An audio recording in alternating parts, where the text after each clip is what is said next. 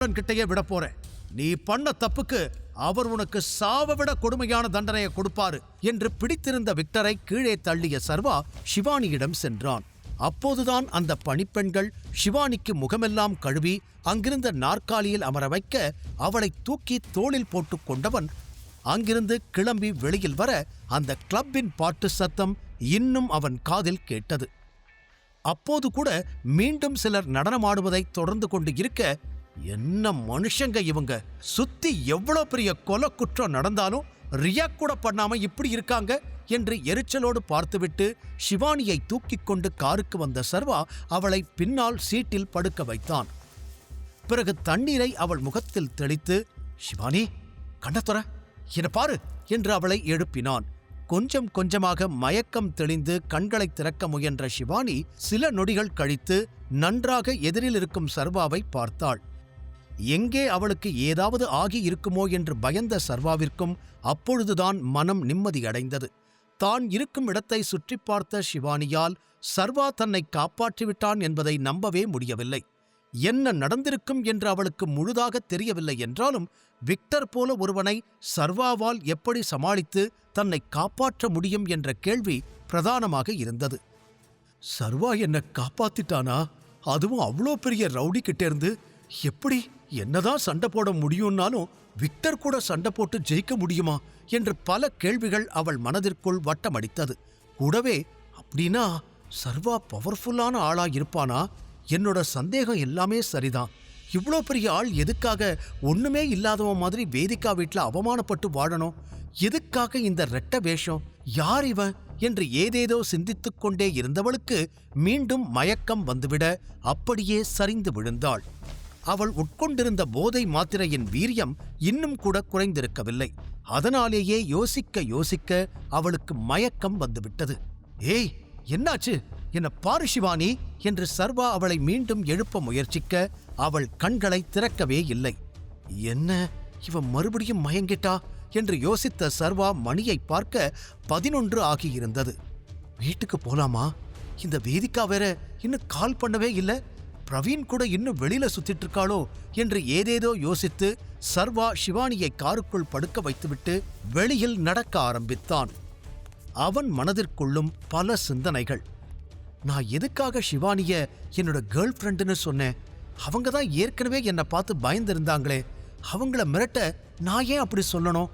எனக்கே தெரியாம ஷிவானி மேல எனக்கு ஏதாவது ஈர்ப்பு வந்துருச்சா? அப்படி எதுவும் வரக்கூடாது சர்வா. உன்னோட இலக்கு வேற சர்வா. தேவையில்லாம மற்ற விஷயங்கள்ல கவனத்தை சிதறவிடக்கூடாது. அது நல்லதுக்கில்ல என்று தனக்குத்தானே பேசிக்கொண்டவன் சிறிது நேரம்தான் நடந்தான் என்றாலும் ஏற்கனவே உடல் வலியில் இருந்தவனால் அதற்கு மேல் நடக்க முடியவில்லை. அதனால் காருக்குள் வந்தவன் முன்னால் சீட்டில் சாய்ந்து உறங்க முயற்சித்தான். தாகம், பசி என இரண்டும் போட்டி போட்டுக்கொண்டு வயிற்றை கிள்ளியது. அவனிடம் பணம் இல்லை. மேலும் ஷிவானியை இந்த நிலையில் விட்டுச் சென்று ஏதேனும் சாப்பிட வேண்டும் என்று எண்ணமும் வரவில்லை. அதனால் பரவாயில்லை, கொஞ்சம் அட்ஜஸ்ட் பண்ணிக்கலாம் என்று நினைத்தவன் கண்மூடி உறங்க ஆரம்பித்தான். சில நிமிடங்களில் பின்னாலிருந்து சர்வா என்று மயக்கம் தெளியாத குரலில் ஷிவானி கேட்க திரும்பி பார்த்த சர்வா, நீ எழுந்துட்டியா என்று கேட்டான். பதில் பேசாமல் அவனையே பார்த்த ஷிவானி கேள்விகள் அனைத்தையும் தனக்குள்ளேயே வைத்துக்கொண்டு, நாம ஏன் இங்கேயே இருக்கோம், வேற எங்காவது போலாமா என்று கேட்டாள். சர்வா தன் வாட்சை பார்த்து, ஓகே, எனக்கு இன்னும் கொஞ்சம் டைம் இருக்கு, எங்க வேணாலும் போலாம் என்றான். அவள் எந்த கேள்வியும் கேட்காமல் இருப்பது சர்வாவிற்கும் நிம்மதியாக இருந்தது. போனை எடுத்து எங்க போகலாம் என்று பார்த்தவன், பக்கத்துல ஒரு ஹோட்டல் இருக்கு, விக்ரமன் ஹோட்டல் தான், நாம அங்க போலாமா என்று கேட்டதும் சரி என்று தலையாட்டினாள் ஷிவானி. கூடவே நேராக எழுந்து அமர்ந்தவள் கலைந்திருந்த கூந்தலை கண்ணாடியை பார்த்து சரி செய்து கொண்டாள். கண்ணாடி பார்க்கும் சாக்கில் அவள் சர்வாவையே பார்த்து கொண்டிருக்க சர்வாவின் பார்வையும் அவள் மீது பட்டது. அவளுக்குள் பல கேள்விகள் இருப்பது சர்வாவிற்கு அப்பட்டமாக தெரிந்தது. இருந்தும் அவன் காரை ஸ்டார்ட் செய்ய, என்னை எப்படி விக்டர் கிட்டேருந்து காப்பாத்துன என்று சட்டென கேட்டாள் ஷிவானி. இந்த முறை அவளுக்கு என்ன பதில் சொல்லி சமாளிப்பது என்று சர்வாவிற்கு தெரியவில்லை. சர்வா பதில் சொல்லாமல் அவளை திரும்பி பார்த்தான். சர்வா சொல்லும் பதில்களை ஷிவானி நம்புவாளா? அல்லது சர்வா ஷிவானியிடம் உண்மையை சொல்லப் போகிறானா? விக்டருக்கு கரிகாலன் என்ன தண்டனை கொடுக்கப் போகிறார்? தெரிந்து கொள்ள தொடர்ந்து கேளுங்கள். Tiger Returns only on Pocket FM.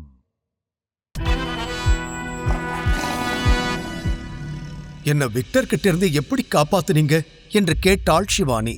அவளது கேள்வியில் சர்வாவின் முகம் அடுத்த நொடியே மாறிப்போனது. அவள் எப்படியும் தன்னிடம் பதிலை வாங்காமல் விடப்போவதில்லை என்று யோசித்தவன் எதையாவது சொல்லி சமாளிக்க முடிவு செய்தான். நான் அவன்கிட்ட ஒரு டீல் பேசினேன் என்றான். அதில் இன்னும் சந்தேகமாக அவனை பார்த்த ஷிவானி, டீலா? என்ன டீல் என்று கேட்க, அது என்று நொடிக்குள் ஒரு பொய்யை யோசனை செய்த சர்வா, அது என் சேலரி பத்தின டீல். அவங்க உன்னை விட்டுட்டா என்னோட மொத்த சேலரியையும் அவங்க கிட்ட கொடுக்கறதா சொன்னேன். நம்மளோட நல்ல நேரமோ என்னமோ, இன்னைக்குதான் என்னோட சேலரி டேட், அதனால அதை கொடுத்து உன்னை காப்பாத்திட்டேன் என்று ஒரு வழியாக ஒரு கதையை உருவாக்கி அவன் சொல்லி முடித்திருக்க, அவள் முக பாவனையிலிருந்தே அவள் தன்னை நம்பவில்லை என்று சர்வாவிற்கும் புரிந்தது. அவள் எதையாவது கேட்டிருப்பாளா என்று சர்வா சந்தேகப்பட்டது போல சில விஷயங்கள் அவள் காதில் விழத்தான் செய்தது. ஆனால் அதை முழுதாக புரிந்து கொண்டு அங்கு என்ன நடந்திருக்கும் என்று அவளால் யூகிக்க முடியவில்லை. ஆனால் தான் கேட்டதற்கும் இப்போது சர்வா சொல்லும் காரணத்திற்கும் எங்குமே ஒத்துப்போகவில்லை என்று யோசனை செய்தவளால் சர்வாவை புரிந்து கொள்ள முடியவில்லை. அந்த விக்டர் பெரிய டான், பெரிய பெரிய கிரிமினலோட எல்லாம் அவனுக்கு பழக்கம் இருக்கு. அப்படின்னா பெரிய அளவுல தான் பிசினஸ் பண்ணுவான். அவன்கிட்ட இல்லாத பணமா? அப்படிப்பட்டவன் எதுக்காக உன்கிட்ட டீல் பேசணும்? உங்களோட 1 மாச சம்பளத்துக்காக நீங்க சொல்றதை எதுக்காக கேட்கணும்? இது நம்புற மாதிரி இல்லையே என்று எப்படியும் சர்வா எதற்கும் சமாளிக்கத்தான் போகிறான் என்று தெரிந்து தெளிவாக சுற்றி வளைத்து கேள்வியை முன்வைத்தாள். என்ன நடந்தது? சர்வா என்ன பேசினான்? அவர்கள் எப்படி ஒப்புக்கொண்டார்கள் என அனைத்தையும் ஒன்றுவிடாமல் தெரிந்து கொண்டே ஆக வேண்டும் என்ற துடிப்பு அவள் முகத்தில் இருந்தது. ஒரு நொடி ரியர் வியூ மிரர் வழியாக அவளை பார்த்த சர்வா, நீ பேசுறதெல்லாம் பார்த்தா உனக்கு இந்த ரவுடிஸ், கிரிமினல், அப்புறம் மாஃபியா இவங்க எல்லாரும் எப்படி நடந்துப்பாங்கன்னு எல்லாமே தெரிஞ்சிருக்கு. எப்படி? உனக்கும் அவங்களுக்கும் என்ன சம்பந்தம் என்று எதிர்கேள்வி கேட்டான் சர்வா. இப்போது கேள்வியை கேட்டு அதிர்ச்சி அடைந்து முகம் மாறுவது ஷிவானியின் முறை. சர்வாவின் பார்வையை தவிர்த்துவிட்டு வேறு பக்கம் திரும்பினாள் ஷிவானி. ஆனால் சர்வா அவளையே அழுத்தமாக பார்த்து கொண்டிருந்தான். பேச்சை மாற்றுவதற்காக அவன் கேள்வி கேட்டிருந்தாலும் இப்போது அவளுடைய ரியாக்ஷன்கள் ஏதோ தவறாக இருப்பதை சர்வாவிற்கு உணர்த்தியது. நான் அவகிட்ட என்னோட டைகர் ஐடென்டிட்டியை மறைக்கிற மாதிரி அவளும் எதையோ என்கிட்ட இருந்து மறைக்கிறா என்று தெளிவாக புரிந்து கொண்டவன், உனக்கு ஆதிசேஷனை தெரியுமா இல்ல டைகரை தெரியுமா என நேரடியாகவே கேட்க, அவ்வளவுதான். இதுவரை தான் கேட்டுக்கொண்டிருந்த கேள்விகள் எல்லாம் மொத்தமாக மறந்து போன ஷிவானி ஜன்னல் பக்கம் திரும்பிக் கொண்டாள். சில நொடிகளில் தன்னை சமன் செய்து மீண்டும் சர்வாவிடம் திரும்பியவள், அஃப்கோர்ஸ் அவங்க ஒன்றும் சாதாரண ஆள் இல்ல. இந்த ஊர்ல இல்ல மொத்த இந்தியாவிலேயே மிகப்பெரிய மாஃபியா குரூப்ஸ்னா அவங்க தான். அவங்கள பத்தி எல்லாருக்கும் எந்த அளவுக்கு தெரியுமோ அந்த அளவுக்கு தான் எனக்கும் தெரியும் என்று பதில் சொன்னாள். அதில் மேலும் கீழும் பார்த்த சர்வா, ஆனா உனக்கு எல்லாருக்கும் தெரிஞ்சதை விட கொஞ்சம் அதிகமாவே தெரிகிற மாதிரி தெரியுதே, அப்படியா என்று சர்வா ஒரு மாதிரியான குரலில் கேட்க ஷிவானி பதட்டமானாள். பிறகு நீண்ட பெருமூச்சோடு அவனை பார்த்தவள், ஓகே, நீங்க சொன்னது கரெக்ட் தான். எனக்கு இந்த மாஃபியாஸ் பத்தி கொஞ்சம் அதிகமாவே தெரியும். பிகாஸ் என்னோட அம்மா இந்த மாஃபியா வேர்ல்டுல ஒரு மெம்பரா இருந்தாங்க. ஆனா அவங்க கூட இருந்தவங்களே அவங்கள கொன்னுட்டாங்க என்று கூறிய அவள் முகத்தில் இப்போது எந்த உணர்ச்சியும் இல்லை.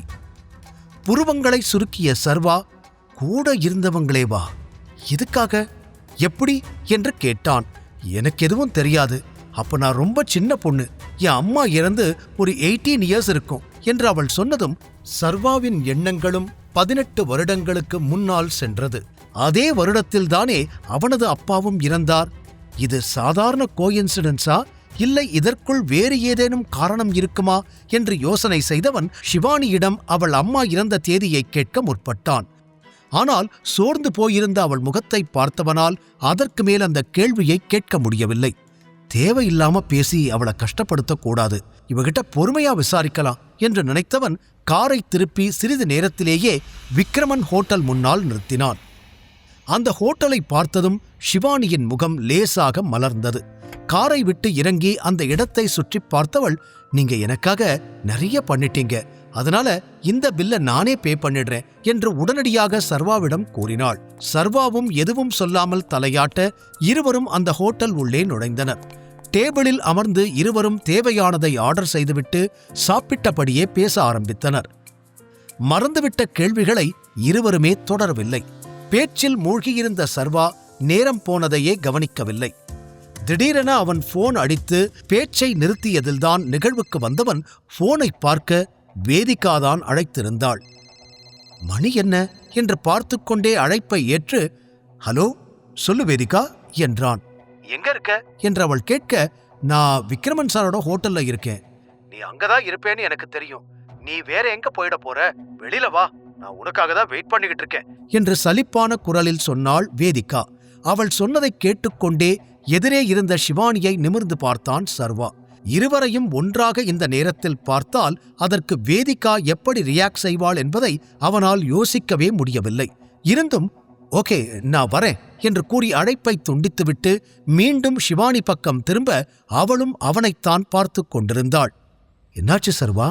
இஸ் எவ்ரிதிங் ஆல் ரைட் என்று கேட்டாள்.